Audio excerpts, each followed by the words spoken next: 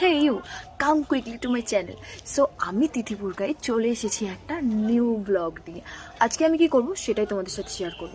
দেখো, এখানে আছে অনেকগুলো থালা বাসন যেগুলো আমি মাজবো, তারপর সব ওয়াশ করব। ওকে, সো স্টার্ট। আচ্ছা আচ্ছা, আগে রেডি হয়নি। বলো বলো, কেমন লাগছে কেমন লাগছে? না না, আমি করি একটু আধটু বাড়ির কাজ করার চেষ্টা করি। শোনো শোনো, কানে কানে বলি, কাউকে বলবে না কিন্তু। আসলে আমি প্রচণ্ড কুঁড়েছিলাম, আস্তে আস্তে ভালো মেয়ে হওয়ার চেষ্টা করছি। আমি কি করতাম জানো? শুধু খেতাম, ঘুমোতাম, পড়াশোনা করতাম আর গান বাজনা করতাম। বাড়ির কাজ করার নাম গন্ধ ছিল না। তো সেই জন্যই একটু আধটু বাড়ির কাজ করার চেষ্টা করছি। আর তোমরা যারা আমার মতো কুঁড়ে আছো, তারাও বাড়ির কাজ করতে শুরু করো আস্তে আস্তে, অত ঘুমাতে হবে না। আর জানো তো, আমার ফ্যামিলির মানুষ ছোটবেলা থেকে আমাকে এমন করে মানুষ করেছে, হয়তো কোনো বড় লোকও হেরে যাবে। হ্যাঁ, আমার ফ্যামিলি বড় লোক নয়, কিন্তু যে ভালোবাসাটা আমাকে দিয়েছে সেটা অমূল্য। আমাকে ছোটবেলা থেকে কখনো কোনো কাজ করতে হয়নি, কোনোদিন হাতে তুলে খেতেও হয়নি। চাওয়ার থেকে বেশি দিয়েছে আমাকে। আর আজকে আমি বড় হয়ে গেছি, কিন্তু এখনো একটাও কাজ করতে দেয় না।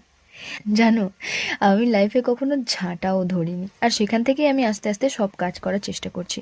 কারণ বড় হবার সাথে সাথে আমার উপলব্ধি হতে শুরু হলো যে ওনারা এত কষ্ট করে মানুষ করছে আমাকে, তো আমারও তো একটু হেল্প করা দরকার, তাই না? আচ্ছা আচ্ছা, এটা শুনে ভেবো না মেয়েটা খুব ভালো।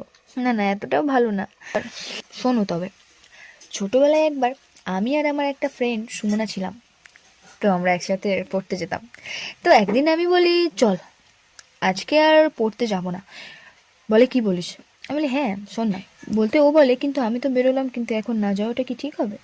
বলি, তুই চল না আমার সাথে, আমার ব্যাগে অনেক নিমকি আছে, একসাথে খাবো ওই মাঠটায় বসে আর রোদ পোহাবো। বলতে বলে, ঠিক আছে চল। বলে সেই মাঠটাতে গিয়েছিলাম পড়তে না গিয়ে, কিন্তু তারপরেই একটা সর্বনাশ হয়ে গিয়েছিল। আমি ধরা পড়ে গিয়েছিলাম। দুঃখের বিষয় এটাই। আর আমার ভাগ্যটা এতই খারাপ যে আমার মাও সেই দিনই পড়ার মাহিনে দিতে গিয়েছিল।